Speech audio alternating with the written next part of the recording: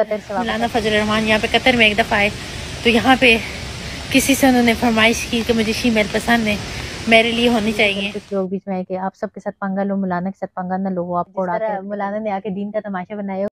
मलګرو د حریم شاه چې کوم ویډیو هغه وایرل شوی ده، یعنی مولانا فضل الرحمن سره چې کوم خلک چې وایي چې هغه سره ویډیو وایرل شوی ده، دا وخت تاسو په سکرین باندې هغه کتی شئ چې کوم ویډیو یعنی کوم تصویر چې هغه په سوشل میډیا شیر کیږي هغه تاسو ته ښکاري په سکرین باندې. دینه پس که مونږ راشو د فیسبوک لارې د طرف ته هلته څه روان دي، نو په هغې باندې هم ډېر زیات کم نیوکې چې دي هغه هم روانې دي. دې سره سره کم پی ټي آی والا چې کوم دی قسمه قسمه ویډیو هم شیر کوي، پکې وایي چې حریم شاه او د مولانا فضل الرحمن سه ویډیو وایرل شوی ده.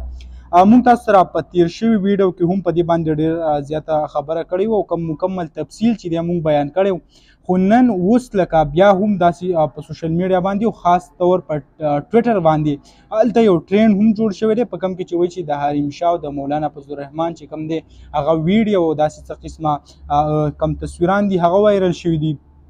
نو کم تصویر چې دی زه تاسو ته بیا وښیم چې دا تصویر دی، صرف دا تصویر دی، دې نه علاوه بل څه ویډیو هغه لا فی الحال نه دی راغلی. خو قصه هغه پسې جوړه ده. نو که ستاسو خیال وي دا ویډیو حریم شاه کړې ده او دا کم دی نو په سوشل میډیا چلیږي، په دې کې حریم شاه وایي چې زما په قطر ته چې زه کله لاړم هلته چې ما د مولانا فضل الرحمن سره ملاقات وکړو، دا خبرې پکې کله بلې پکې دا ویل دي چې هلته مولانا فضل الرحمن څه کسان راله او زما نه داسې څه خواهش وکړو، ما ته ویل لکه که تاسو سره وایي خواجه سرا څه وي داسې یو زما نه وایي داسې فرمایش کړی دی د کم د حریم شاه وینا چې ده.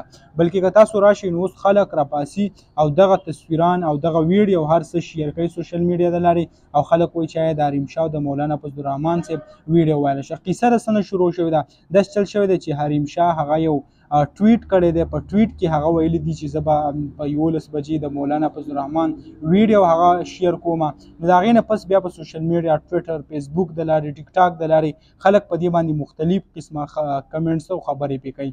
نو کم حقیقت چې و هغه دا دی چې فی الحال څه ویډیو نشته، بل موږ له دا په کار هم دي چې کم علما چې کم دي هغه داسې بدنامول هم نه دي په کار چې موږ پسې راپاسو داسې مختلف قسمه خبرې پسې کوو. که دا پسې هر څه وایي دې ته خیر ګناه نشته، ځکه دې چې کم کرتوت دي هغه به ټول تاسو ته هغه هم معلوم وي. دغه لنډه شان ویډیو و تاسو سره شریک کړه. امید لرم ویډیو به خوښه شوي.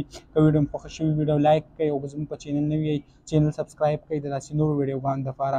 انشاءالله په بله ویډیو کې به ملاویږو. د نن دپاره دا کافي وه. د لوی الله په امان.